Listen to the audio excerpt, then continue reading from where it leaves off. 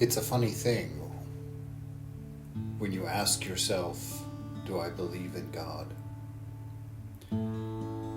It's even funnier when you ask yourself who God is, or what does God look like? Because immediately we put that divinity outside of ourself. We test attributes to see if they're agreeable.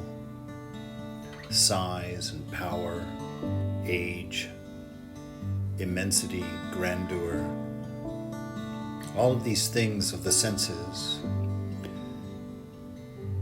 It's funny because we're told again and again and again that God is within the lotus of the heart. We never ask our own nature. We never look within ourselves to describe our beloved, his longing for perfect love,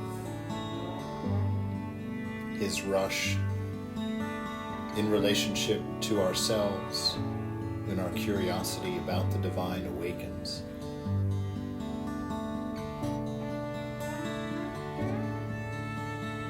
We don't often think of his pain being our pain. When love seems lost, or impossible, or distant.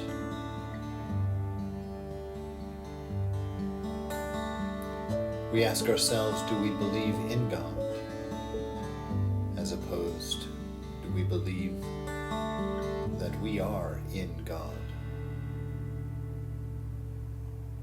That the touch of the breeze is the divine against your face and skin.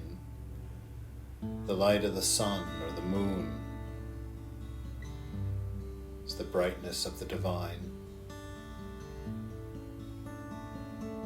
The smell of a flower, the rush of the ocean.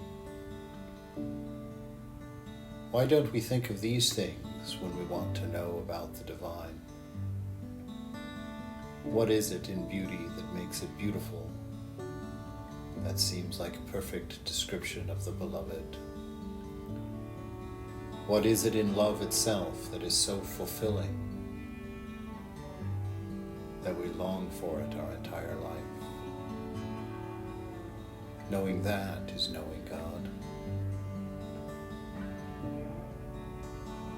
What is it in the attraction of beautiful music or the rest of your loved ones as they hug you or hold you?